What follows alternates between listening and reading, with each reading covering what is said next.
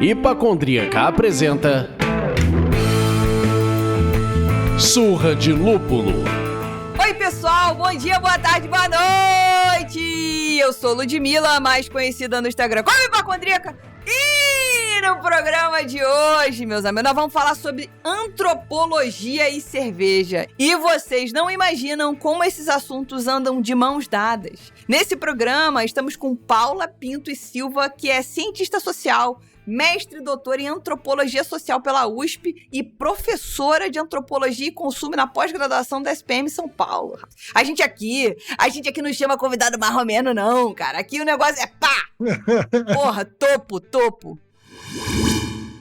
Antes de pedir que a nossa convidada dê um alô, a gente tem o prazer de informar que esse programa é oferecido pelos nossos mecenas empresariais, Cervejaria Ussá, Prússia Beer e Viveiro Vandenberg. Agora sim, Paula, por favor, dá um alô pra galera conhecer a sua voz. Boa noite, eu adoro conversar com você, que você é uma carioca super entusiasmada, né? É ótimo. Vem com sotaque, vem com tudo. Emocionada! Super emocionada. Bem-vinda, Paula, muito bom tê-la aqui. Eu sou o Leandro, mas hoje vocês podem me chamar do admirador da antropologia, aquele cara que olha com os olhinhos brilhando para esse tema. E, Paula, nós costumamos bater esse papo aqui bebericando alguma coisa. E eu queria saber o que você está bebendo por aí. Olha, Leandro, eu estou bebendo um chá de hibisco geladíssimo, que eu mesma fiz, num copinho de alumínio, que ele é maravilhoso, especial para cerveja. Muito bom. Mas eu bebo aqui chá gelado, que eu acho que super combina, fica ótimo. Muito bom. Lud, e você? Então, eu vou abrir agora, porque como eu gravo meu som independentemente, agora quem sabe sai o som. Agora eu tô assim. Ó. Pode não aparecer pra vocês, mas pode aparecer pro convidado, pro ouvinte. Apareceu sim. Eu tô aqui com a minha queridinha, a Lagunitas, no copinho do Surra de Lúpulo. Se você quiser um copo do Surra de Lúpulo também, manda uma mensagem pra gente, que a gente faz o precinho pra você. E a Paula tá bebendo um copo Stanley? Ah, não. É chá no copo Stanley, meus amigos. Esse aqui é do interior de Pernambuco, esse aqui é legitimamente brasileiro, é aquele copinho que toda casa tem, copinho de alumínio fino, sabe? Copinho de alumínio fino que fica gelado. Sim. Era isso que eu ia falar. Cara, isso é muito da minha infância. É. Meu pai andava com um copinho que parecia um chocalho, que além de ser de alumínio, ele tinha uma areinha dentro, assim, que mantinha a cerveja gelada. É o copo Stanley da década de 80, meus amigos. Década de 80. É o pré-Stanley. É um pré-Stanley. O meu pai bebia cerveja numa caneca robusta, gordinha, que com certeza eram 2 camadas de alumínio ali. Não tinha tecnologia Stanley, mas tinha já 2 camadas de alumínio. É isso. Mas o que a gente fala pra Stanley, Leandro? Paga nós.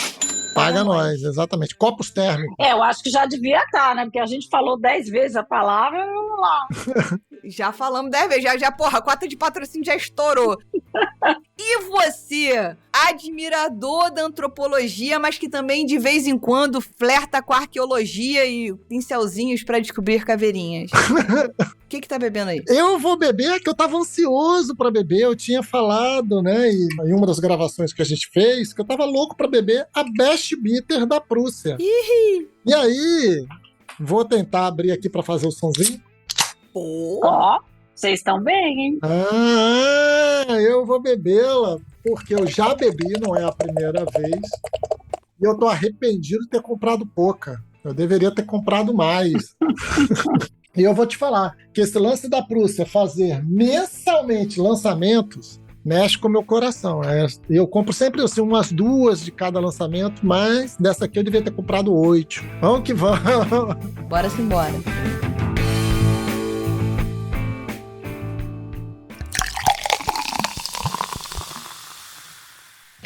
Se você gosta do nosso conteúdo e ainda se identifica com a gente, apoie o Surra de Lúpulo por meio do site apoia.se/Surra de Lúpulo ou comprando uma camiseta na nossa loja.surradelúpulo.com.br. Mecenas ganha conteúdo exclusivo toda semana, participa do nosso grupo de WhatsApp e sorteios de brindes insanos. Ah, mas a grana tá curta ou você ainda não ama tanto a gente assim. O outro jeito de ajudar é seguindo a gente na sua plataforma de streaming preferida e dando 5 estrelinhas no Spotify e no Apple Podcast. Lembre-se de compartilhar esse programa com seus amigos, isso ajuda muito na distribuição dos episódios.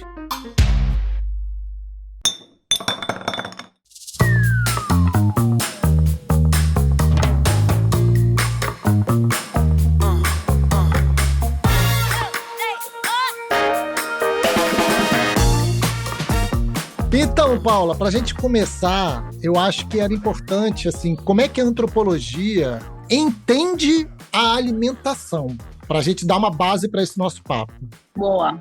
Na verdade, eu acho que eu prefiro até começar dizendo o que é antropologia. Eu acho que como você trouxe aqui, tem muita gente que não sabe, né? Eu brinco que quando minhas filhas eram pequenas, eu chegava na porta da escola e aí as mães me perguntavam o que eu fazia. Eu falava que era antropóloga, a mulher dava um passo para trás e aí ela não sabia se me cumprimentava, se dizia. Teve uma que uma vez falou, nossa, você é a primeira antropóloga que eu conheço na vida. E eu me senti um astronauta, eu me sentia assim, a perfeita astronauta. Eu falei, se eu falasse que eu era astronauta, dava no mesmo, né? Eu acho que o grau de desconhecimento é muito grande. Então, acho que eu começo a falar um pouco assim, que eu acho que é legal também, que as pessoas entendam que a antropologia é uma ciência, estuda seres humanos, e a característica da antropologia, diferente da psicologia, por exemplo, é que ela estuda seres humanos em grupo. Tudo que as pessoas fazem em grupo interessa para os antropólogos. O que as pessoas fazem sozinhas, eu falo, o problema é seu. O problema é seu, da sua consciência, do seu espelho. A antropologia está interessada nessa repartição de valores entre pessoas. Então é isso que os antropólogos vão estudar. E o que a gente faz em grupo? Tudo. A vida humana é feita em grupo. Seres humanos existem em grupo. Eles nascem em grupo, morrem em grupo. Significa falar que a gente nasce em grupo ou morre em grupo. Quando uma mulher fica grávida, embora ela, a qual ela vai conduzir a sua gestação, é a sua cultura particular que vai determinar se ela vai ter que tomar ácido fólico, ou se ela vai fazer jejum, ou se ela vai, sei lá, fazer resguardo. É a cultura que vai determinar. Então, o que a gente vai dizer é, aquele bebê já está sendo gerado dentro de uma cultura. Já está sendo, os valores ali sobre o que é um bebê, o que é uma gravidez, já estão sendo partilhados. A mesma coisa quando a gente morre. Cada cultura vai dizer de que maneira você vai ter que ser enterrado, se você vai ter missa de 7º dia, se você pode ou não ser cremado ou não, se você vai ser enterrado 7 palmos abaixo da terra ou não. Então, ponto 1, seres humanos vivem em grupo, significa que a gente partilha com alguém valores. Esses valores a gente chama de cultura. E por que eu começo falando isso aqui no lugar que a gente vai discutir cerveja? Porque do ponto de vista antropológico, tudo que a gente faz na vida é mediado por um valor de cultura. Uhum. O ato da gente beber cerveja, ou não beber, ou beber no copinho, ou beber de outro jeito, isso tudo é cultura. Então não tem como a gente querer, né? A gente não podia começar já falando de cerveja sem pensar que a antropologia ela vai estudar por que as pessoas fazem o que elas fazem. Então não me interessa saber qual é a cerveja que elas bebem. Me interessa saber por que elas bebem. E num determinado momento é por que bebem determinada cerveja. Por que elas migram de uma coisa para outra? Aí, claro, podemos discutir a partir de um ponto de vista de sabor, podemos discutir a partir de um ponto de vista de saudabilidade, mas o antropólogo não está interessado nisso. O antropólogo está interessado no que a gente chama de razões inconscientes pelos quais as pessoas fazem as suas escolhas. E no caso da cerveja não vai ser diferente. A gente vai buscar essas razões inconscientes que, de alguma maneira, vocês até vão tentar definir conscientemente as razões pelas quais a gente deve buscar uma ou outra cerveja. Uhum. Essa é a função do sommelier, essa é a função, né, dos orientadores, digamos assim, do produto. A função do antropólogo é dizer assim, beleza, mas eu que não consigo distinguir essas notas que você coloca aí nesse, digamos, na maneira pela qual eu tenho que beber, eu não consigo distinguir se isso é de barril, se isso é de malte, eu não sei, eu não consigo. Então, por que eu bebo? Por que eu escolho determinados rótulos? Se eu não, necessariamente, eu não sei distinguir isso que você está dizendo. E aí é que entra, né, o antropólogo para mostrar que as pessoas fazem essas escolhas também buscando o que a gente chama de símbolos. Então, as pessoas vão beber, ou vão comer, ou vão se vestir, ou vão escolher o seu carro, não só pelos motivos pragmáticos. Eu escolho esse carro porque ele tem tantas cilindradas e faz tantos quilômetros por não sei quantos litros. Não, na verdade, você pode ter razões que a gente vai chamar de pragmáticas, né, que são essas mais concretas, mas no fundo, tem alguma coisa que a gente chama de razão simbólica. E essa é a função da antropologia, é estudar a nossa razão simbólica. Ou seja, quais são os símbolos que estão por trás e o que é que esses símbolos querem dizer para as pessoas. Eu acho que a gente depois conversa mais especificamente, mas quando vocês falam, vocês criaram uma nomenclatura para a cerveja. Uhum. Essa nomenclatura também ela é simbólica, ou seja, ela quer diferenciar a cerveja do resto. Então, isso não está errado, tá? Estou só dizendo como é que a gente interpreta essa nomenclatura, ou como que a gente interpreta os rótulos, né? Ou como que a gente interpreta o desejo das pessoas. Tá. E só pra gente conectar, que você começou explicando o que é antropologia. Volta que eu vou, hein? Você sabe que eu vou. Então, vamos pegar aqui. Volta. Aqui é tipo, sou desse chão onde o rei é peão. A gente vai lá e laça o convidado de volta. Aí você começou explicando, tipo, o que é antropologia? Porque, na verdade, que foi um pré-papo rápido que a gente teve e que a gente conversou, eu e você sozinhas, e depois um pré-papo agora juntos aqui com o Leandro, é que as pessoas não fazem a mais vaga ideia do que é antropologia e aí ficam achando que isso é um elefante branco no meio de uma loja de cristal. Uhum. Quando, na verdade, é algo muito interessante que deveria ter sido compartilhado muito mais cedo para que a gente entendesse alguns dramas ou algumas questões que são cruciais. E aí eu acho que era legal você, mais ainda didaticamente, falar dessa correlação entre antropologia e alimentação, de uma maneira geral, né? Do tipo, juntar essa coisa que você começou a falar da bebida, mas eu acho que você, como é especialista em comida, né? Que cerveja é gastronomia, cerveja é alimento, mas enfim, eu acho que trazer esse highlight pra gente fazer conexões com a bebida também. Então, vamos lá. Antropologia é essa ciência que estuda os grupos, os seres humanos em grupo, quando eles estão em grupo. E a antropologia, ela vai estudar as pessoas por aquilo que a gente vai chamar de concretude, né? As coisas concretas da vida das pessoas. A antropologia vai estudar comida, a antropologia vai estudar moda, a antropologia vai estudar as festas, os rituais. Esse é o material da antropologia. É por meio disso que a gente vai chegar no que a gente chama do pensamento inconsciente. Tá. Então, eu preciso pegar coisas concretas, né? Eu vou lá estudar a alimentação brasileira para daí entender por que as pessoas comem aquilo que elas comem. Se eu chegar para você perguntar por que você come o que você come, você vai falar, sei lá, eu tô com fome, eu aprendi, eu como desde que eu nasci, nunca pensei sobre isso. É justamente isso que interessa para o antropólogo. Aquilo que a gente faz tem que saber por quê. Aquilo que a gente faz desde o tempo, desde que eu nasci, desde que, sei lá, o tempo é tempo. Ninguém diz por que você come, sei lá, aqui no Rio de Janeiro, por que vocês comem feijão preto? Vocês sabem? Não faça mais vaga ideia. É um código, né? Faz parte dessas razões inconscientes que é natural de falar que o feijão preto é o preferido do carioca. Embora, em Minas, o feijão carioca seja o marrom, não é o preto. E aqui em São Paulo também. A gente chama de carioquinha, o nosso feijão cotidiano, que também é chamado de mulato, e também é o feijão marrom. Então, olha só. Essa não é uma escolha da natureza. É porque no Rio de Janeiro tinha só a espécie preta e aqui tinha só a espécie marrom. Não, essa é uma escolha da que a gente vai dizer, cultura. Em algum determinado momento, que a gente já perdeu do tempo, escolheu-se no Rio de Janeiro comer cotidianamente o feijão preto. Aqui para nós em São Paulo, em Minas Gerais, em grande parte do país, feijão preto é feijão de feijoada. E se você perguntar para alguém aqui em São Paulo, ele vai dizer, feijão preto é muito mais pesado. Ou seja, exatamente. Então, assim, isso que eu acho que é o interessante de antropologia, porque a gente não vai ficar disputando quem é que tá certo, que feijão é pesado. A gente quer entender qual é a percepção das pessoas. Se a gente chama o feijão marrom de carioca, carioquinha e mulato, significa que nós estamos fazendo correlação aqui. Uhum. Nós estamos definindo, inclusive, que os cariocas são mulatos. E é isso, gente. Quando o antropólogo olha, ele não está interessado no feijão em si.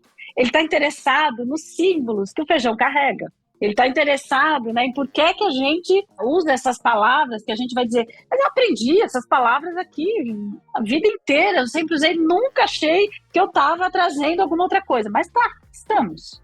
Então, quando a antropologia escolhe, né, estudar alimentação, a gente está buscando esses porquês das nossas escolhas, que não são acidentais, não são individuais. A gente vai dizer, eu como porque eu prefiro. Ótimo, você prefere dentro daquilo que sua cultura te permitiu fazer. Porque se você disser que você vai misturar feijão com, sei lá... Estrogonofe. Estrogonofe, já vai ser horrível.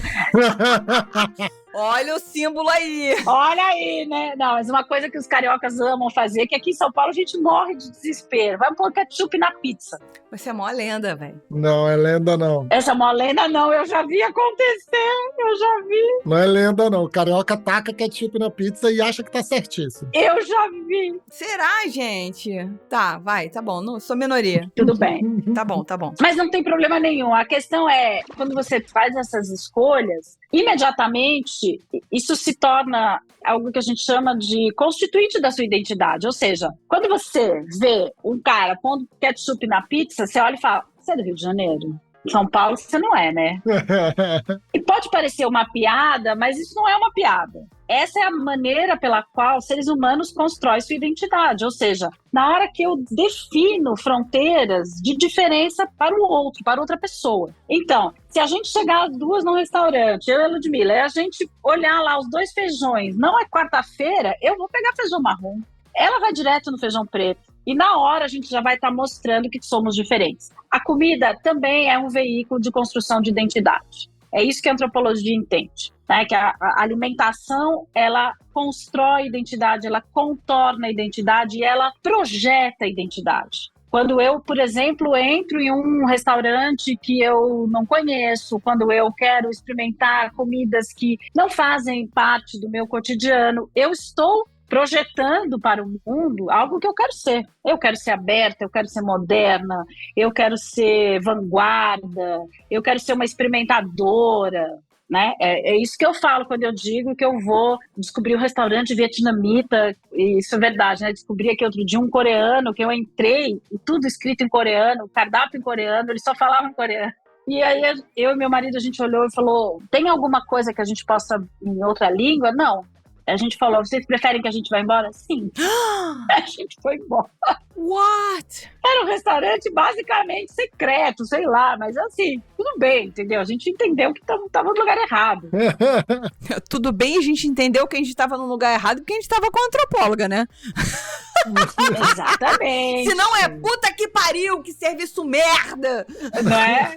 Não, a gente já entendeu que assim, ali era um lugar super fechado para a comunidade, a gente entrou provavelmente num dia que estava errado. Talvez se a gente tivesse insistido, a gente poderia até ter ficado como antropólogos, né? Então a gente vai observar e tal. Mas enfim, acho que é isso, né? A antropologia, ela olha para a alimentação buscando, primeiro, por que as pessoas fazem essas escolhas, a gente olha no tempo, ou seja, quando é que essas escolhas foram feitas a despeito do que a gente quer. Tá. Então, no caso brasileiro, no caso da alimentação brasileira, a gente tem as primeiras escolhas alimentares, né, que vão definir ali um sistema que a gente vai chamar um sistema alimentar brasileiro, em 1530, gente. Em 1530, a gente já comia aquilo que comemos hoje. Aí tem gente que fala pra mim, não é possível, a gente é muito inovador, a gente mudou muito. Não mudou, não. A gente mudou quando a gente está na capital, quando a gente tem dinheiro, e aí a gente tem introduções novas, etc. Sim.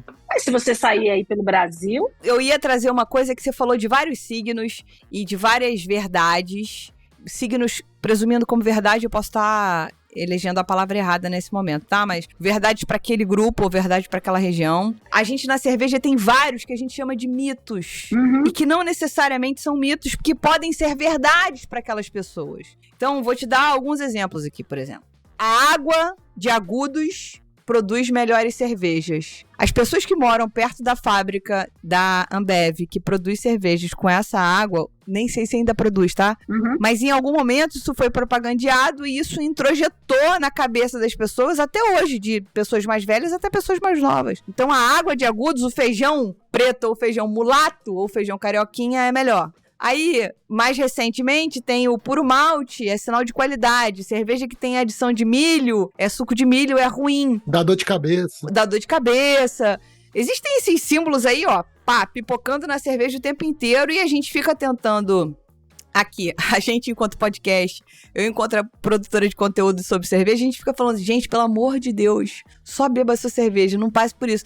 Teoricamente, estou dando murro em ponta de faca, né? Porque eu tô me atravessando na realidade dessas pessoas. Essa é a primeira pergunta, sim ou não, né?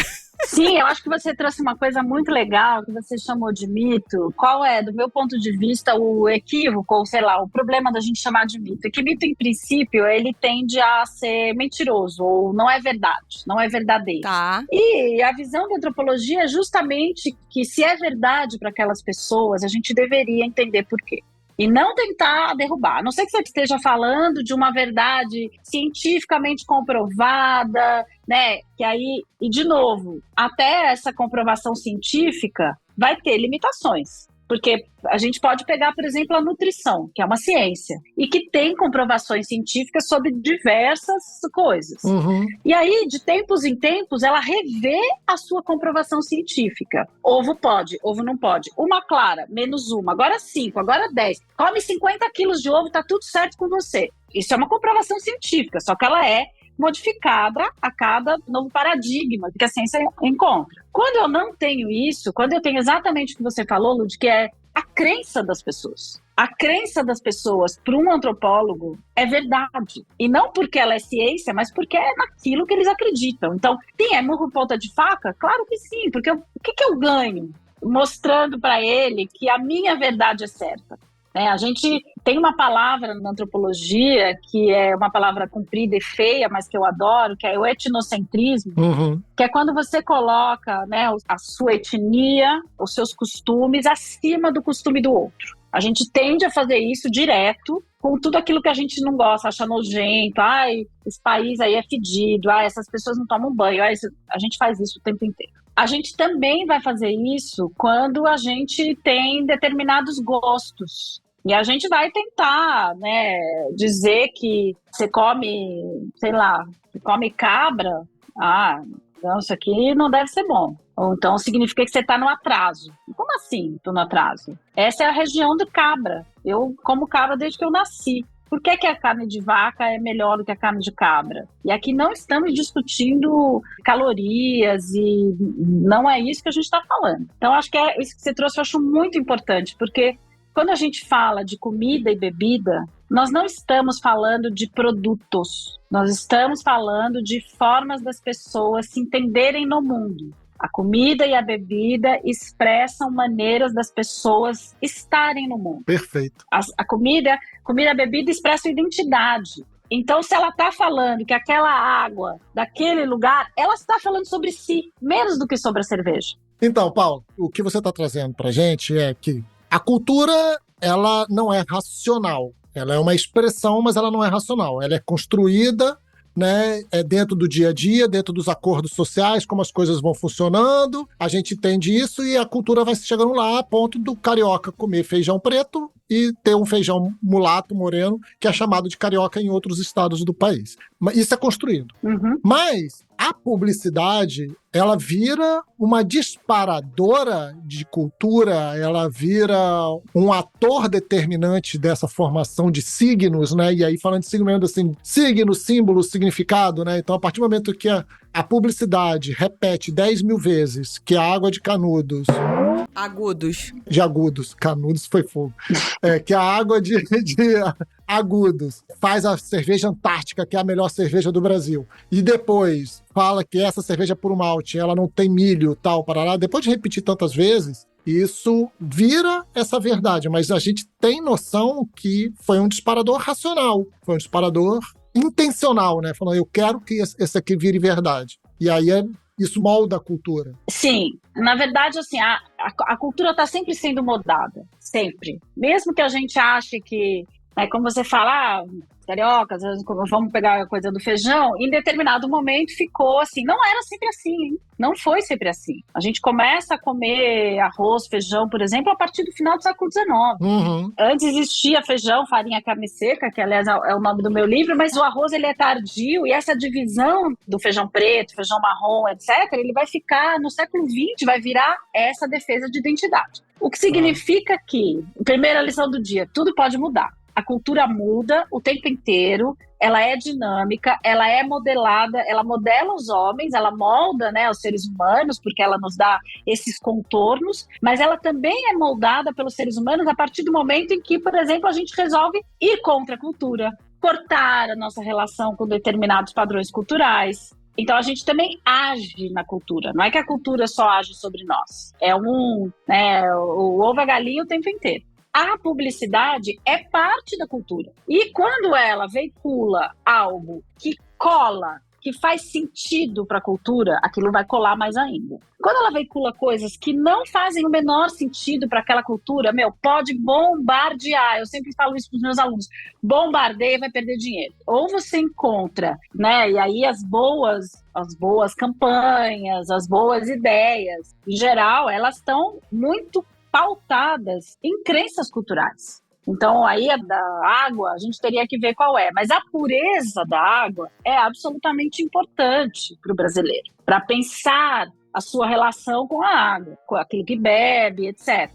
Então, você falar disso e colocar isso aliado à cerveja, que é algo que ele já toma, que é algo que ele já conhece, etc., você está, né, trazendo quase como uma verdade de fora, ou uma verdade, como você chamou, consciente, intencional, mas que vai grudar porque a gente já está preparado para aquilo.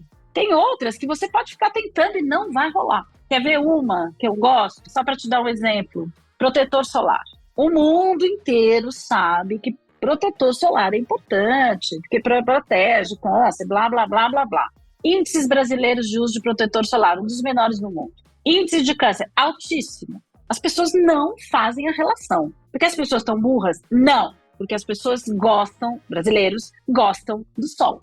Então nós temos um problema. É como se você dissesse assim, a gente gosta do sol, como é que o sol vai fazer mal? Deixa a gente pegar uma corzinha, depois eu passo protetor solar. A gente, e pode, investe quanto você quiser em campanha, não cola.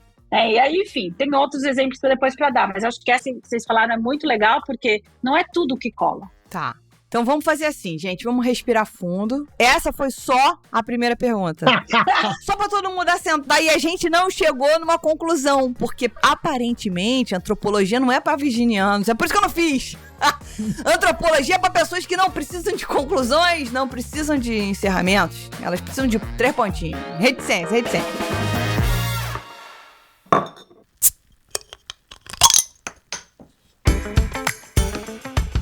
Bom, então vamos partir pra próxima, pra gente ver se a gente anda, né, nesse mundo. Fudeu. É filosofia ou antropologia isso, cara? Tô confusa. Comida e bebida. Como elas andam juntas? Porque a cerveja artesanal, especial, independente, qualquer adjetivo que a gente queira usar, ela tentou fisgar as pessoas também pela harmonização. Porque era um jeito de falar assim, cara, vai ser muito melhor comer e beber com cerveja do que com vinho. Então, o que você fala pra gente sobre isso? Bom, a antropologia olha para a comida, na verdade a gente olha para a alimentação. A alimentação é um sistema que mistura comida, bebida, jeito de cozinhar, jeito de comer, jeito de produzir, é um sistemão mesmo. A gente olha tudo junto. Não tem como a gente pensar em comida, a comida não tá solta, gente, as pessoas não comem. Primeiro, não comem aleatoriamente. Elas comem com alguém ou não, determinadas circunstâncias comem uma coisa ou outra e, obviamente, combinam ou descombinam, depende do ponto de vista, bebidas junto. Então, para nós, a bebida é parte do que a gente chama de sistema alimentar. Não existe um sistema bebimentar. É um sistema alimentar que junta comida e bebida. Como se tivesse uma linha de comida e uma linha de bebida. Por que é importante a gente pensar isso? Quando a gente vai falar sobre, né, que a gente vai olhar para as pessoas, por que elas fazem o que elas fazem, Do mesmo jeito que a gente escolhe comidas, tem comidas que a gente não come sozinho, certo? Acho que você, né, tudo bem, você pode sair para comer uma feijoada sozinho, dia de semana e tal, mas se você for comer uma feijoada no sábado sozinho, vão achar que você tá um pouco deprimido ou tá sem amigo. Porque afinal de contas, é sábado. Vai comer uma feijoada, é bom que você tenha companhia. A mesma coisa de bebida. Então, tem bebidas que é quase proibido, digamos, socialmente, beber sozinho. E a gente vai ter que entender, inclusive, por que aqui no Brasil a gente tem essas características, em outros contextos isso não faz o menor sentido. Dificilmente a gente vai abrir uma garrafa de vinho para beber sozinho. Você vai abrir uma garrafa de vinho, você tem companhia. Você pode abrir uma garrafa de cerveja para beber sozinho, mas aí depende. Se for uma garrafa grande, você não vai beber sozinho, você vai ter mais gente, então você vai ter uma garrafa pequena, você vai ter uma lata. No fundo, quando você fala, né, da comida e bebida, ela sempre tem um casamento. Eu acho que o interessante de pensar essas cervejas independentes, quando você fala da harmonização, para mim o interessante é pensar, digamos, a origem da cerveja no Brasil, que não é a cerveja independente. E qual era o casamento que nos foi ensinado? Ou, Leandro, o casamento de comidas, né, o sistema que estava ali dentro dos limites da cultura. Sim. Cerveja, eu estou falando do passado, não das independentes, a cerveja ela ia até um ponto. Chegava num determinado momento, numa determinada classe social, num determinado tipo de comemoração, num determinado tipo de comida, não entrava. Então, tem uma transposição para ser feita, tem um processo diferente, né? Não é que a gente sempre achou que cerveja combinava com tudo. A gente permitia que a cerveja entrasse em determinados contextos, mas quando era uma comemoração muito especial, vamos então abrir um vinho, vamos então uma champanhe. Até hoje, né, gente? Não, então, mas aí que tá, Paula, é que a gente tá pensando... É porque, olha só, como a gente tem pesquisado umas coisas sobre cerveja e arqueologia, a gente é chato pra caceta, cerveja e história da América Latina e etc., a gente vai entender que a cerveja tá aí tão antes ou junto com o vinho, fazendo parte das refeições aí, não sei como, né? Porque aí a gente descobre que a cerveja era feita lá no barril por conta de testes científicos, mas não sabia o que se combinava naquela época com aquela bebida e tal. Aí teve o lobby do vinho e blá, blá, blá, blá. Tem mil coisas que se conectam. Mas, por exemplo, aqui no Brasil, até 1940, existiam o que a gente chama atualmente hoje de brewpubs, que são pequenas fábricas que produzem atrás e vendem na frente, né? Eu produzo na fabriqueta atrás e vendo na frente. Existiam muitos que foram esmagados pelos conglomerados que vieram na sequência. Entendeu? Então, sim, as cervejas eram consumidas nesses lugares que possivelmente eram de imigrantes, ou na maioria deles de imigrantes, alemães, italianos e de outros lugares, e que produziam suas cervejas e que certamente dividiam as suas comidas daqueles lugares. Mas isso, tá, e aí a minha provocação aí, e eu acho super perfeito isso que você falou da arqueologia. Se a gente tem no Brasil, se a gente quiser ir mais longe, a primeira cerveja, ela não ela é indígena, é o Cauim. Sim. Que é, na verdade, que a gente chama de uma cerveja. Aí a minha pergunta é, alguém brasileiro conhece Cauim? Já tomou Cauim? Aliás, para ser pior ainda, para minha provocação ficar um pouco mais forte, o povo brasileiro gosta de índio. Então, assim, o fato... Peraí, eu tô falando porque é importante isso, gente. Não, total. Sim. Aí vem uma negação da cultura original, né? Exato. O que a gente fez com os nossos povos indígenas? Matou, exterminou, deixou eles dentro de um parque fechado, bem longe da gente. Aí a gente fala, mas os povos indígenas tomavam Cauim. Você nunca nem soube disso, você nem sabe como é o cheiro do Cauim. Na verdade, você nem gostaria que o Cauim existisse, porque você não quer que esses povos indígenas existam. Então, eu acho que a gente tem uma falsa desculpa, porque eu acho que, assim, é legal saber que existe, não significa que nós tomamos por isso. Eu diria que a gente tem um corte bem radical, civilizatório, que a gente faz uma coisa, assim, de dizer, isso daqui, eu não quero nem saber essas práticas indígenas aqui, é nojento o jeito que eles bebem, não quero saber, e se a gente disser que a cerveja que a gente toma tem um gostinho de Cauim, porque tem, as cervejas independentes, quanto mais elas têm um cheirinho, quem já tomou Cauim sabe, tem um cheirinho leve de Cauim, que é um cheirinho às vezes que não é super agradável, mas é o cheiro, né, da fermentação, etc. Mas enfim, eu acho que para mim tem uma ruptura entre existir no passado e práticas que são contemporâneas. Então, entendi. Essa é uma coisa. Que existe, desde que o mundo é mundo, existe. Que ela tem o status de uma bebida, entre muitas aspas, para toda ocasião, eu duvido. Eu acho que, inclusive, quando você fala dessas cervejarias, ou vou chamar aqui de cervejarias dos imigrantes, assim como toda comida dos imigrantes, tem coisas que entraram, digamos, para o universo brasileiro e tem coisas que ficaram super restritas. Que de jeito nenhum isso aqui não passa. Então, eu não vejo que aqui no Brasil a gente aprendeu a tomar cerveja com os imigrantes nas pequenas cervejarias das casas, Sim, não. Eu vejo que a gente aprendeu a tomar cerveja a partir de uma outra perspectiva, que foi uma perspectiva de cultura de massa, que chega, sim, que essa que, né, com as grandes cervejarias que de alguma forma, vou dizer, destroem, de alguma forma englobam todo o resto, e nos dão cervejas que são cervejas, né, até onde meu conhecimento chega, que a gente sempre achou que era uma cerveja tipicamente brasileira, que ela é diferente das outras. E aí a gente vai ter, já ouvi pessoas dizendo, no Brasil vocês tomam cerveja muito gelada, as cervejas comuns, né? Sim. Muito geladas porque a cerveja é ruim. Ou já ouvi brasileiros que vão tomar cervejas fora do Brasil e não conseguem se adaptar. Porque, de fato, né, as pessoas acho que têm essa sensação de uma cerveja diferente. Sim. E eu queria pegar esse parênteses que você trouxe. Parênteses não, né? Eu vou fazer uma aspas aquilo que você falou. A cerveja é uma bebida para todos os momentos, que você disse que não é para todos os momentos. Fecha aspas, né? E aí, então vamos entender que toda bebida, então, tem o seu ritual. Que rituais são esses e onde se encaixa a cerveja nestes rituais, né? E eu acho que tem uma outra pergunta aqui, talvez, dentro dessa, que eu não sei se eu tô atropelando, talvez sim, que é a importância do ritual pra gente, pra uma cultura, né? Pra gente pegar e amarrar isso. Sim.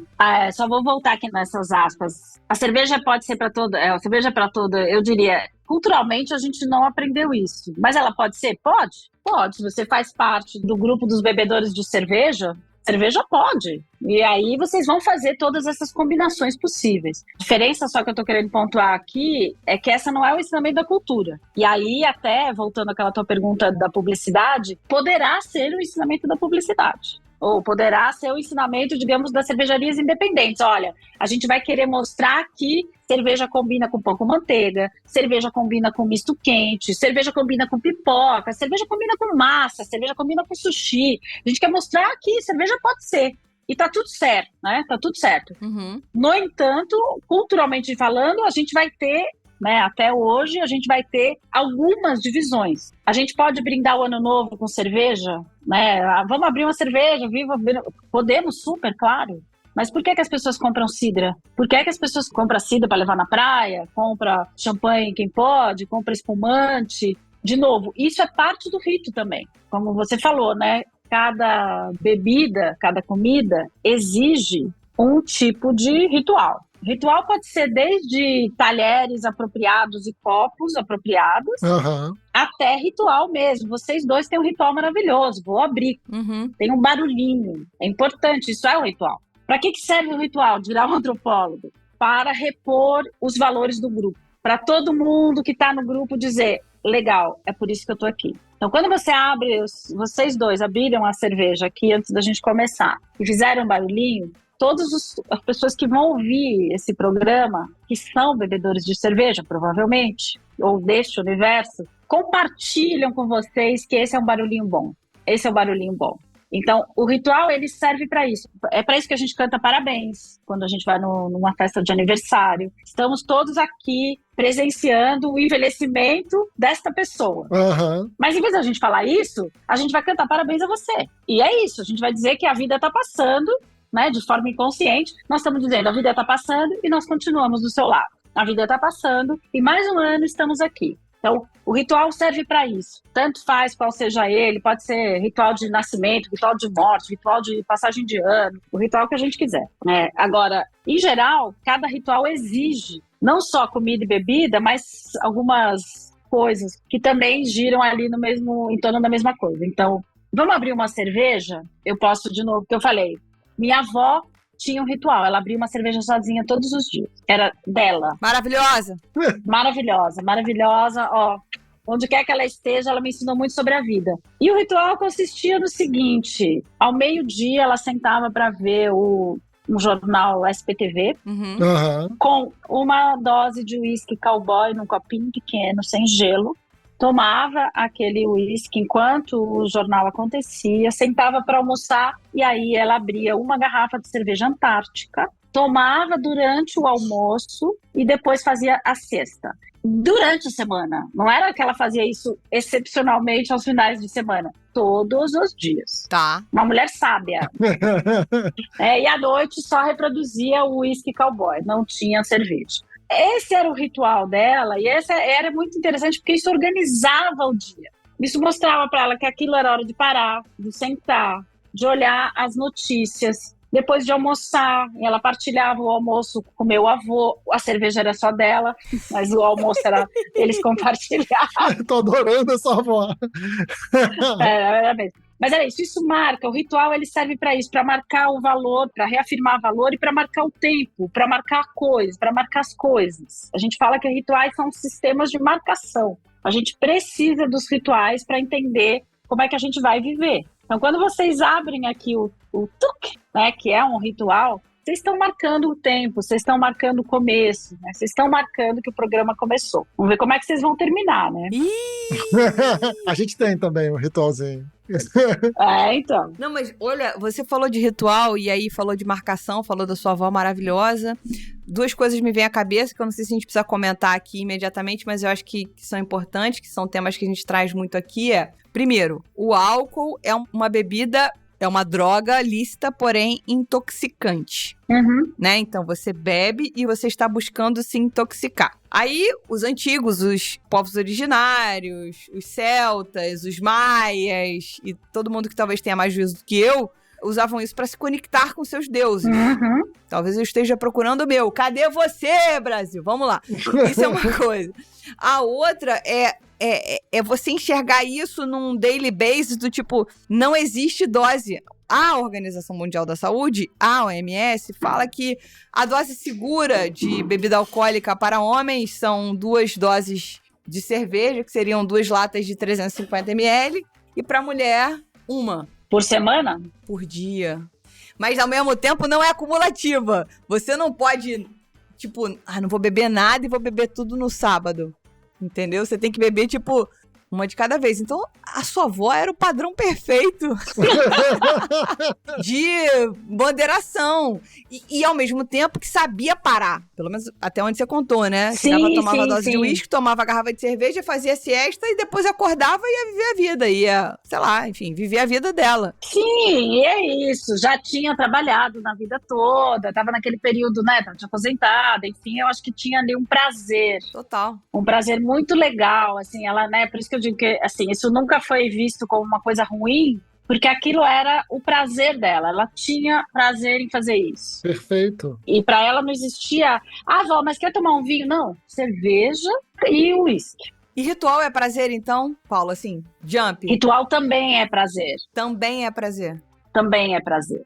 A gente vai ter rituais que são rituais de dor e tal, mas ritual também é prazer. Eu acho muito legal esse disclaimer que você trouxe da Organização Mundial de Saúde. Eu brinquei, né? Por semana. E assim, esse é o padrão que eles vão fazer a partir de um monte de estudos, etc. Mas tem gente que não pode tomar uma lata porque não pode. Sim. Porque é uma pessoa... Sim. Exatamente. Então, eu acho que é isso, assim, os rituais, eles servem pra gente recolocar, como se a gente, fazendo o ritual, a gente repactua com o nosso grupo e com a gente mesmo os valores que são importantes para nós. Por isso que eu gosto muito de pensar que comida e bebida sempre tem ritual envolvido. Quando não tem ritual envolvido, temos um problema. E o ritual não é porque, digamos, preciso de gente para beber. Mas é isso, eu sento para beber, eu pego o copo, ou eu olho a garrafa. Isso é ritual. Quando você não tem ritual, você tira totalmente o significado da coisa. E aí, para mim, tanto com a comida quanto com a bebida, começa a ficar complicado. Ou seja, eu não percebo o que estou bebendo, eu não percebo o que estou comendo e nem por que faço isso. Diferente de quando você senta ali e fala... Vou abrir essa garrafa, porque hoje nós temos um programa, vamos gravar e vamos começar essa conversa. Tá. Né? Você está marcando, ele serve para isso. Quando a gente não tem e quando a gente não ritualiza, as coisas perdem o sentido, né? Elas perdem o significado. Então, no fundo, os seres humanos vão viver o tempo todo buscando rituais. Perfeito. Não tem muito como a gente não fazer isso. Nossa, vou te falar, eu faço ritual pra tudo na minha vida. Desculpa, Elianda, perdão. Não, pode falar, Lud, por favor. Se Não, eu entregue. tenho 299 rituais do café da manhã. Eu sento pra comer, minha mulher já acabou, porque eu tô passando café. Tem ritual pra ir no banheiro, gente. Tem ritual pra tomar banho. Você não tem ritual não, Leandro? Eu tenho, mas eu acho que a diferença das pessoas é assim, eu não levo muito o zodíaco a sério, mas não dá pra não levar tão a sério, né? Não dá pra não ignorar completamente. A diferença dos virginianos pros outros é que o virginiano pensa sobre o assunto. E aí, assim, o sagitariano aqui toma um banho sempre do mesmo jeito, mas eu nunca parei pra pensar sobre isso. Se você me perguntar, eu falo, peraí, eu começo aqui, termino ali, faço isso, no meio é isso aqui, papapá, pipipi. Beleza. Eu acho que todo mundo tem, e às vezes muito inconsciente. Essa é a minha... Quando a gente fala do tema banho, essa é a minha questão. Eu acho que para tudo, por exemplo, uma questão que eu tive, eu sou casado há 24 anos, né? No início do casamento, eu discutia com a minha esposa por bobagens, pequenos rituais, pequenas manias, bobagens. Se você lava os talheres, aquele escorredor de talher tem divisão de 4 partes. Sou designer. É para você botar facas num lado, colheres no outro, garfos no outro e outros talheres maiores no quarto separado, no último separado ali. Esse é o meu ritual. A Letícia, ela lavava, jogava lá na ordem que fosse na cabeça dela, misturando tudo. Eu falava, não, amor, isso aqui é criado para você facilitar na hora de guardar, já tá tudo junto. Eu ia pra ergonomia, mas no final é mania, é ritual. Quando você tem que explicar o design, significa que ele não tá bom, né? Porque ele não funcionou, exatamente. Isso deveria ser intuitivo, né? Exatamente, Totalmente. completamente. Pra mim, ritual é um negócio que me acalma, sabia? Sim. Eu imagino. Gente, um dia desse eu me parei me acalmando organizando a gaveta de um saco de botão. Sim. Foi bom, foi bem bom. Mas é isso, o ritual ele põe a gente no lugar. Põe a gente no lugar.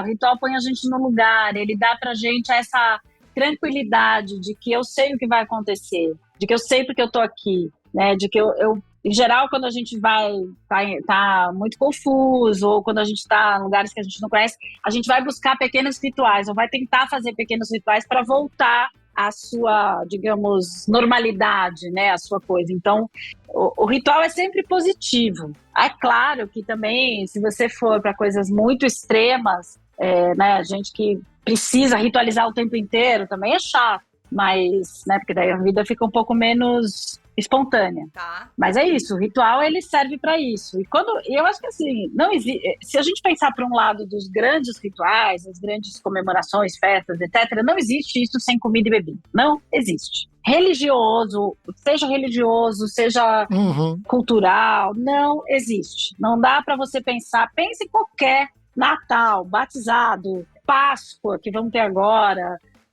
Carnaval, tanto faz. Comida e bebida são parte do ritual, em qualquer lugar do mundo. Perfeito. A nossa pergunta aqui deveria ser, né, quem sabe um dia a gente faça esse projeto juntos, que é, aonde está a cerveja nesse lugar? Por que você falou isso? Agora eu quero fazer. Culturalmente falando, né, e assim, onde ela poderia estar? Porque tem lugares que a gente ainda não sabe que ela poderia estar. Como você trouxe a coisa da publicidade, né, a gente aprendeu que ela está num lugar, mas e por que ela não está em outros? Mas para mim aqui tem um processo, primeiro de entendimento da cultura, como é que a cultura entende este negócio que a gente está chamando de cerveja, ou cerveja independente. E depois disso é que aí a gente vai poder dizer, então tem brecha. Porque o negócio, né, de uma mensagem acertada, quando ela vem da publicidade, é porque eles encontraram uma brecha da cultura, senão não gruda. Perfeito, adorei isso.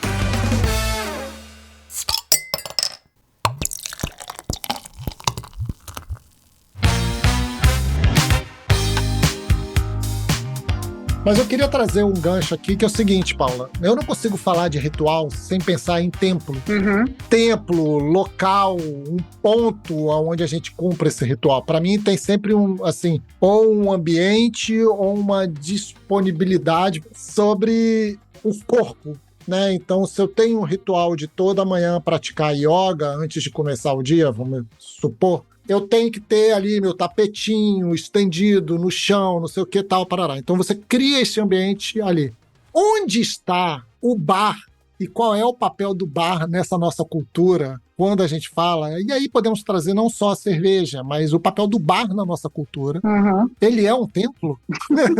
Eu diria que pode ser um templo, pode ser... O templo é muito sagrado, né? Para mim, o templo tem sempre uma coisa de sagrado, um lugar. Eu diria que ele pode ser um templo e pode ser um puteiro também, no sentido de, entendeu? Menos sagrado, né? Uma coisa mais mundana mesmo. Então, eu acho que o bar, ele é um lugar. Você falou perfeitamente. Ele é um super lugar, um lugar por excelência da bebida. Mas ele não é só da bebida, né? O bar, assim, a definição de bar... O bar é um estabelecimento público onde você serve bebida e refeição rápida. Essa é a definição mais sintética de um bar. E eu sei porque acabei de fazer um trabalho para um bar que vai nascer. Que legal. Que legal. Super legal. E a gente estava discutindo a diferença entre a categoria de bar e de boteco. Então, como é que bar, ele tem uma estrutura, ele tem uma cara, ele tem uma função, ele é entendido, né, em domínio popular no Brasil, como às vezes o bar é um restaurante, digamos, menos importante, né, de baixa categoria, o que nem sempre é verdade, tá? Isso é a maneira pela qual as pessoas às vezes entendem. Mas bar também, por exemplo, é um móvel que está em casa. E que ele também poderia ser parte desse ritual. Então, você tem um bar em casa? Pô, você tem um bar em casa. O que é o bar em casa? Sei lá, minha avó, voltando à minha avó, o bar dela era uma portinha que abria de uma cristaleira. A portinha abria e ela tinha lá um monte de uísques, os copinhos bonitinhos e tal. Era um bar. Minha avó não ia ao bar. Ela tinha o bar. Né, como, aliás, muitas casas brasileiras, desde 1950, têm um bar dentro de casa. Mas o bar instituição, que eu acho que você está falando, né, eu acho que tem uma característica interessante, que é a rua. O que é permitido fazer na rua? Quando a gente olha a comida brasileira, a gente tem uma super separação entre comida de rua e comida de casa. Total. O Brasil é um dos poucos lugares onde a comida de rua, ela é boa se ela está no bar, no boteco. Em geral, ela reproduz a comida de casa, nos PFs, né? O prato feito, o arroz com feijão, os pratos do dia. Essa é a possibilidade. O resto, cachorro-quente, pipoca, churro, sei lá o que vai ter pela rua, a gente vai dizer que não é comida. A gente vai dizer que é bobagem, a gente vai dizer que é besteira. A gente vai fazer essa classificação. Nos outros lugares do mundo não vai existir essa classificação. Se você perguntar para um norte-americano se você almoçou, ele vai dizer sim.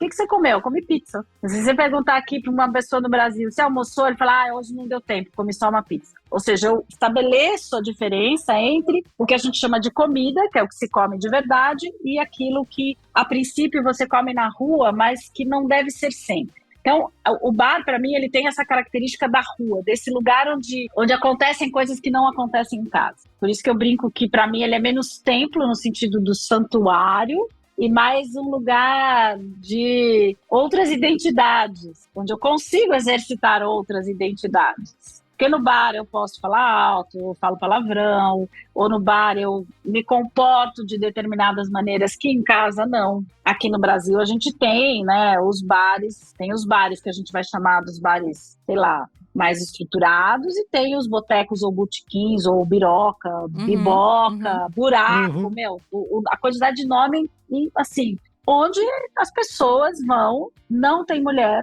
Se tiver mulher, é mulher que está lá com eles estão com uma certa expectativa. Tem lugares, né, chamados risca-faca, onde você também vai estabelecer um corte. Então, Leandro, só para te dizer que para mim, bar, no caso brasileiro, é uma coisa gigantesca. Que a gente deveria, quando a gente fala do bar que você frequenta, que você toma a sua cerveja, talvez a gente devesse qualificar melhor, sabe? Trazer até para separar este tipo de ritual. Quase compartimentalizar. Sim. Existe aqui a instituição bar, ou beber fora de casa, pagando pela conta. Sim. E aí, debaixo desse guarda-chuva, você tem esses compartimentos que você citou e que vão ter signos e rituais distintos e etc. Total. Mas eu também tenho os meus signos e meus símbolos, meus rituais nos meus bares preferidos. E isso é papo para um segundo programa sobre antropologia. Senão a gente nunca mais sai daqui. Eu já ia querer saber qual era. Senão você não volta. Tem que deixar o teaser. Vamos lá, gente. A gente vai liberar aqui agora a pergunta bônus, que vai só para os nossos apoiadores, que é para vocês saberem, quem não é mecenas, o que tá perdendo nessa brincadeira depois desse papão já com a Paula até aqui. Então, a pergunta que os mecenas ouvirão a resposta, eles e apenas eles, é uma coisa de percepção de qualidade a partir das palavras, né? E como elas impactam nas pessoas. Especial, gourmet, plus, extra, top. E no meio cervejeiro, por exemplo, puro malte. E outras coisitas mais, né? E o que a gente tá falando com isso? O que a gente quer agregar ou não nessa história toda? Então, isso aqui os mecenas vão receber lá, só quem é mecenas. Então, apoia.se/Surra de Lúpulo. Faça o apoio, participe desse grupo maravilhoso. E, Paulo, eu queria agradecer demais a sua presença com a gente até aqui. Foi sensacional. A gente prende mais um pouquinho para você responder mais essa, mas eu já queria de antemão agradecer a sua presença. Imagina, eu vou agradecer vocês, porque eu acho que eu não respondi nenhuma pergunta direito. Eu fui indo para todos os lados. Olha, muito obrigada, foi um prazer, super divertida essa conversa. Paulo, eu quero muito te agradecer, muito obrigado, adorei. Para mim esse papo aqui podia continuar mais umas 4 horas, fácil, mas vamos transformar em mais 4 programas. Fica aqui a dica, tá? Muito obrigado. E vamos encerrar o programa agradecendo aos nossos mecenas que nos ajudam a manter a casa arrumada e muito conteúdo incrível toda semana. Hoje eu quero agradecer especificamente ao Matheus Faca, ao Maurício Griller, ao Rodrigo Moraes, ao Samuel Souza, ao Taisher Johnny Câmara Santiago. Que nome, Taisher! E a Érica Thaís. Muito obrigado, pessoal. Agora sim, Leandro, o que a gente fala no final? Até o bar que vem. Não, é até semana que vem. Então tá, até semana que vem.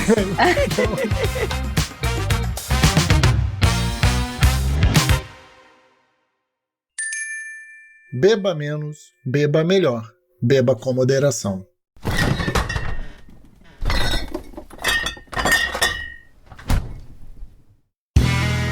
Este podcast foi editado por Play Áudios.